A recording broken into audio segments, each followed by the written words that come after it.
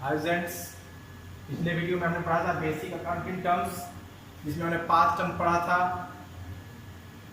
Business transactions, event, account, capital और driving.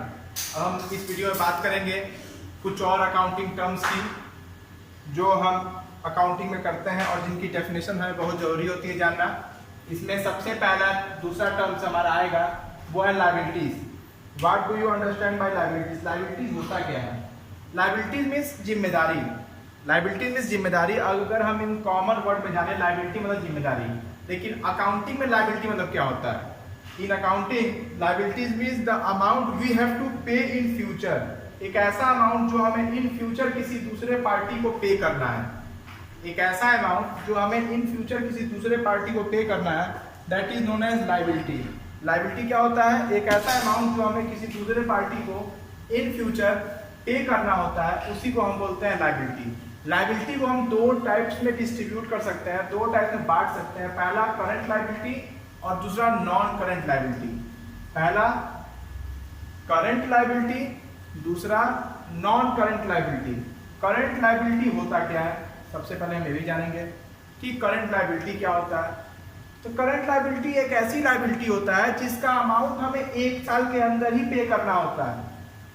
Current liability, the liability in which we have to pay the money within a year.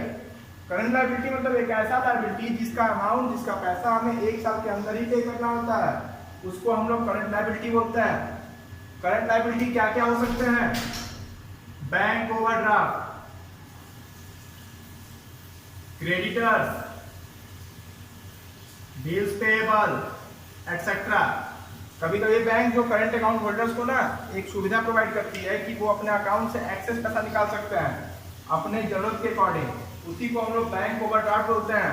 तो bank overdraft का पैसा with interest एक व्यापारी को 1 साल के अंदर ही प्रीपे करना होता है, ये नहीं कि 1 साल के बाद रीपेमेंट करेगा। क्रेडिटर्स एक ऐसा कोई ऐसा पर्सन जो हमें उधार सामान बेचा होता है या हम उससे उधार पैसा लिए होते हैं, वो भी हमसे पैसा लेगा, तो होता है क्रेडिटर। बिल्स पेएबल, जब भी हम सामान किसी से उधार खरीदते हैं चाहे किस्तों पे खरीदते हैं तो हमको एक बिल देता है, that is known as bills payable. तो करंट लायबिलिटी क्या होगा? Current liability is a liability by which we have to pay the money within a year. एक ऐसा अमाउंट जो हमें 1 साल के अंदर पे करना होता है, एक ही साल के अंदर उसका रीपेमेंट करना होता है, उसी को हम लोग बोलते हैं करंट लायबिलिटी। दूसरा non current liability. Non current liability is amount in which, non current liability is amount for which we have to pay money more than 1 year. एक ऐसा अमाउंट जिसका पैसा हमें 1 साल से ज्यादा, 1 साल के ज्यादा साल के बाद पे करना होता है, मतलब 1 साल के अंदर पे नहीं करना होता है, मोर देन 1 ईयर्स के बाद पे करना होता है, उसी को हम लोग बोलते हैं non current liability. Non current liability क्या होता है? नॉन करंट लायबिलिटी एक ऐसी लायबिलिटी होती है जिसका अमाउंट हमें 1 साल के बाद पे करना होता है, 1 साल के अंदर नहीं पे करना होता है, 1 साल के बाद ही पे करना होता है, उसी को हम लोग बोलते हैं नॉन करंट लायबिलिटी।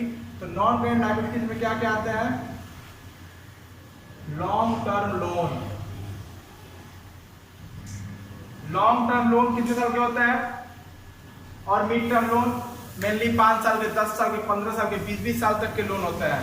जो इंडस्ट्रियल लोन होते हैं, जो industrial development bank of India provide करती है, वो 20-20 साल तक के लिए लोन प्रोवाइड करती है, 25-25 साल तक के लिए लोन प्रोवाइड करती है, क्योंकि वो बैंक देखती है कि अगर वो उसमें लोन प्रोवाइड करती है तो उसमें बैंक का भी फ्यूचर है, बैंक को इंटरेस्ट मिलेगा, उसी इंटरेस्ट से बैंक अपना दूसरा बिजनेस करेगी।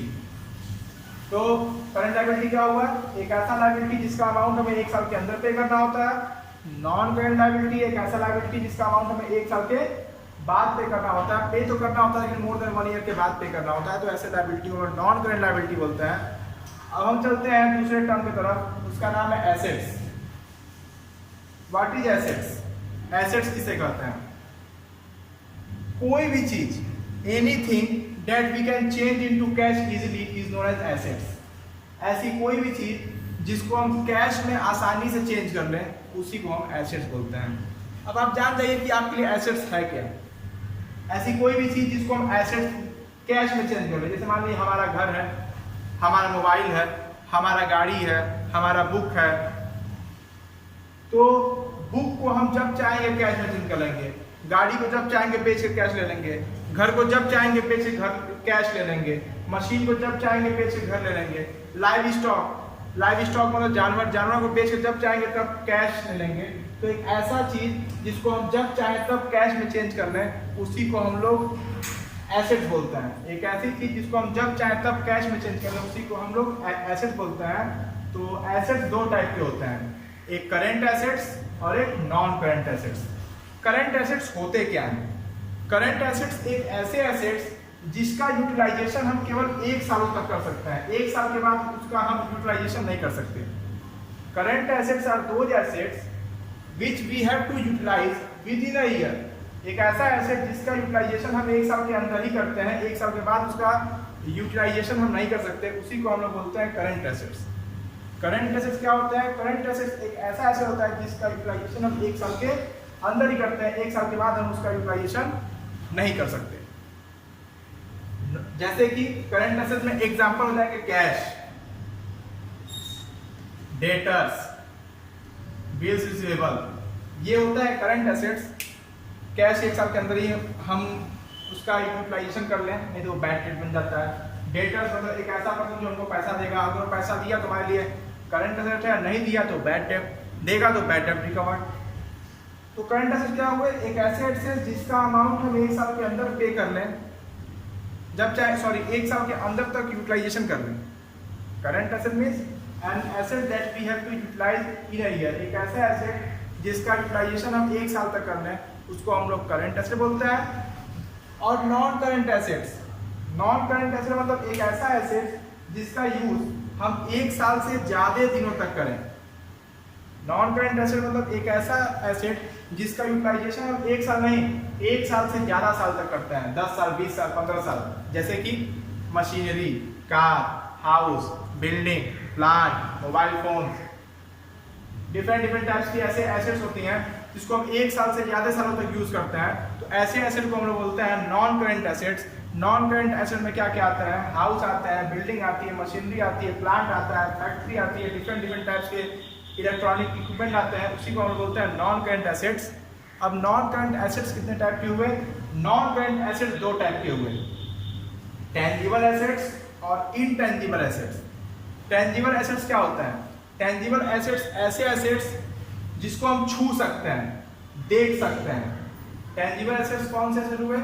टेंजिबल एसेट्स ऐसे एसेट्स हुए जिसको हम छू सकते हैं और देख सकते हैं, वो होते हैं टेंजिबल एसेट्स। तो टेंजिबल एसेट में क्या कहा जाएगा? कार, मशीनरी, बुक, मोबाइल 1 साल से यहाँ तक यूज कर सकते हैं, 10 साल, 15 साल, 20 सालों तक यूज कर सकते हैं, तो वो हमारा हुआ टेंजिबल एसेट्स। टेंजिबल एसेट्स दो assets which we use more than 1 year, जिसका यूज हम 1 साल से ज्यादा सालों तक करते हैं, उसको हम बोलते हैं टेंजिबल एसेट्स। और इनटेंजिबल एसेट्स, इनटेंजिबल एसेट्स एक ऐसा एसेट्स जिसको हम छू नहीं सकते, महसूस कर सकते हैं। टेंजिबल एसेट्स को हम छू सकते हैं, जैसे व्हाइट बोर्ड है, इसको हम छू सकते हैं, व्हाइट बोर्ड कई सालों तक यूज कर सकते हैं। इनटेंजिबल एसेट्स एक ऐसा एसेट्स जिसको हम छू नहीं सकते, महसूस कर सकते हैं, जैसे गुडविल। हमारी मार्केट में कितनी रेस्पेक्ट है, इसको आप छू सकते हो क्या? इसको आप केवल महसूस कर सकते हो। पेटेंट, जो हमारे फर्म का पेटेंट होता है, कॉपीराइट, ऑल राइट रिजर्व लिखा होता है ना, ये सब हमारे फर्म के लिए एसेट होते हैं। लेकिन ये ऐसे एसेट होते हैं जिसको हम छू नहीं सकते, केवल फील कर सकते हैं। तो ऐसे एसेट जिसको हम छू नहीं सकते वो होते हैं इनटेंजिबल एसेट्स। एक और टाइप के एसेट्स होते हैं, वो होते हैं नॉन करंट एसेट्स। क्या होता है? वो होता है नॉमिनल एसेट्स। क्या होता है?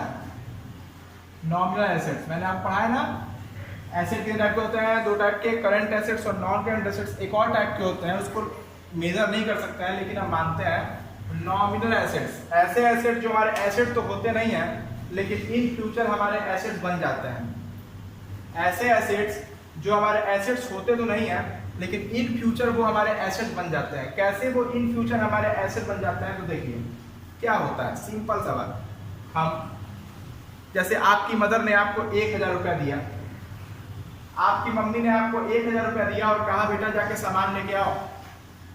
आप गए मार्केट से 850 रुपये का सामान लेके आए, 150 रुपया बच गया।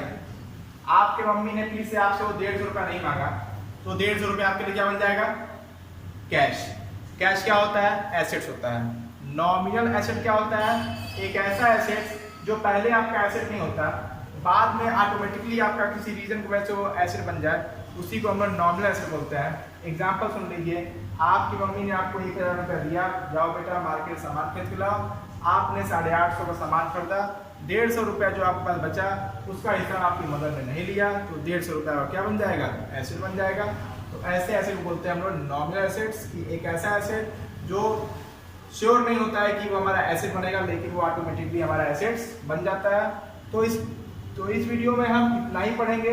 नेक्स्ट वीडियो में मैं और भी अकाउंटिंग टर्म्स को एक्सप्लेन करूंगा, इसलिए आप इस वीडियो को अपने मैक्सिमम फ्रेंड्स तक शेयर करिए, और इस वीडियो को मेनली कहूंगा कि लाइक करिए और लोगों तक पहुंचाइए। जितने भी आपके स्टूडेंट्स हैं, जितने भी आपके फ्रेंड्स हैं, वो ये सारे वीडियोस देखें, जिससे कि उनकी अकाउंटिंग की बेसिक टर्म्स क्लियर हो जाए। ओके।